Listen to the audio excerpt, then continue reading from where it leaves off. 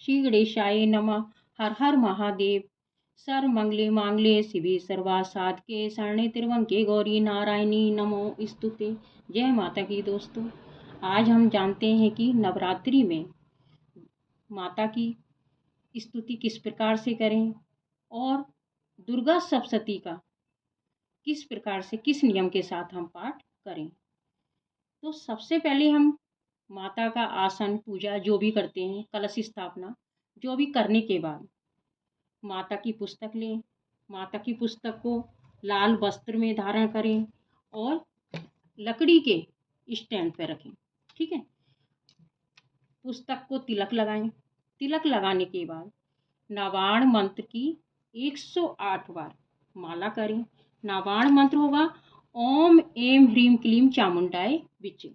ठीक है, उस माला करने के बाद आप दुर्गा कवच करें।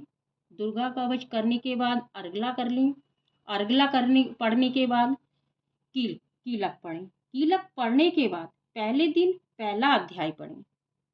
उसके बाद आप क्षमा प्रार्थना करने के बाद आप आरती कर लें। ठीक है, दूसरे दिन फिर आप दुर्गा कवच पढ़ें, अर्गला पढ़ें, कीलक पढ़ें और दूसरा और तीसरा अध्याय पढ़ें दूसरे दिन। ठीक है, फिर आरती करें और क्षमा प्रार्थना करें। क्षमा प्रार्थना आपको रोज करनी है। ठीक है, तीसरे दिन दुर्गा कवच, अर्गला, कीलक और चौथा अध्याय करें। सिर्फ एक करना है तीसरे दिन। आप चौथे दिन दुर्गा कवच, अर्गला, कीलक और पांचवा, छठा, सातवां, आठवां ये 4 अध्याय आपको चौथे दिन करने हैं।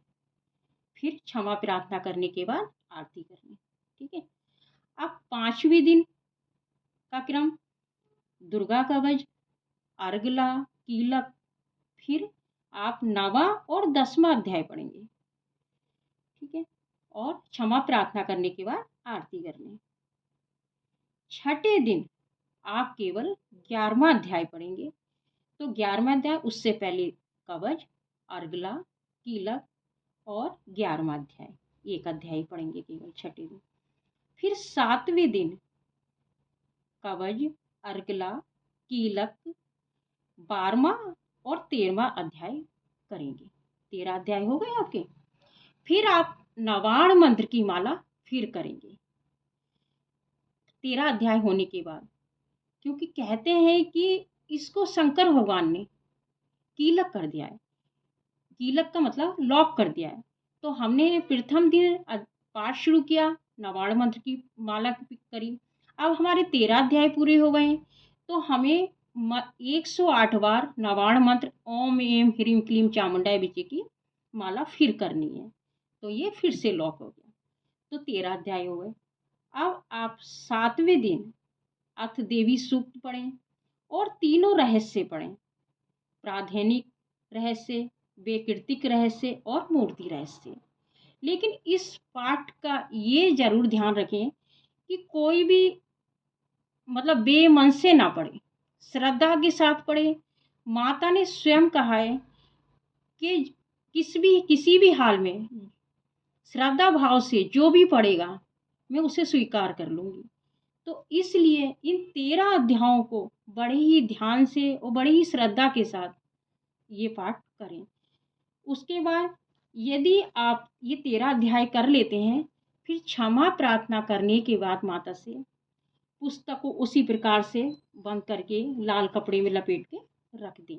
लेकिन ध्यान रखें कि पुस्तक कभी भी हाथ में लेके ना पढ़ें और ना ही इसको जमीन पे रख के पढ़ें। हमेशा इसको लाल वस्त्र के ऊपर रख के, चौकी पे रख के, यदि लकड़ी का स्टैंड हो तो उस पे रख के पढ़ें। ठीक है, और 13 अध्याय यदि आपको समय बिल्कुल नहीं है कि आप 13 अध्याय नहीं कर पाते हैं, यदि आपको एक दिन का समय है तो आप एक दिन में यदि 13 अध्याय कर सकते हैं, तो नियम आपका वही रहेगा कि आप पहले माला करेंगे 108 बार। 108 बार माला करने के बाद फिर 13 अध्याय कवच, अर्गला, कीलक और 13 अध्याय पढ़ेंगे। और यदि 9 दिन में है तो 9 दिन में डिवाइड करके इसी तरह पढ़ेंगे। इसी नियम के साथ पढ़ेंगे, फिर क्षमा प्रार्थना कर लेंगे। ठीक है।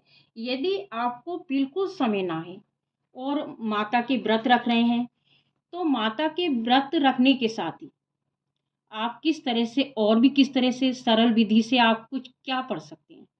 तो आप 108 नाम माता के पढ़ सकते हैं। 108 बार, यदि 5-10 मिनट का टाइम है तो आप 5 बार 11 बार 108 नाम कर सकते हैं और उसके साथ दुर्गा चालीसा कर सकते हैं। दूसरा ये है कि यदि 108 नाम नहीं पढ़ रहे हैं आप, दुर्गा चालीसा आपको याद है, तो दुर्गा चालीसा का आप क्रम बना लें। जैसे कि 11 बार दुर्गा चालीसा सुबह शाम कर लें, 11-11 बार कर लें, और उसको पूरी नवरात्रि 108 बार पूरा पूरा कर लें। तब भी उस प्रकार से भी आपकी माता की प्रार्थना और स्तुति हो जाएगी। तो और 100 इस तरह की संख्या से आप पूरी नवरात्रि के 9 दिन पाठ कर सकते हैं। यदि नवाण मंत्र आप पहले से ही कर रहे हैं और आप नवाणी मंत्र करना चाहते हैं पूरी नवरात्रि, तो आप नवाण मंत्र की माला की संख्या बढ़ा सकते हैं। जैसे सुबह शाम 11-11 मालाएं कर सकते हैं, या उससे भी अधिक कर सकते हैं। जैसे 11,000 करनी है, इस तरह से जैसे भी आपका समय है आप कर सकते हैं। तो कहने का तात्पर्य यही है कि पूरे नवरात्रि हमें माता को प्रसन्न करने के लिए किस किस प्रकार से आराधना करनी चाहिए, बहुत ही आसान तरीके से और समय के अनुसार हम माता को प्रसन्न कर सकें। तो इस प्रकार से माता की आराधना करनी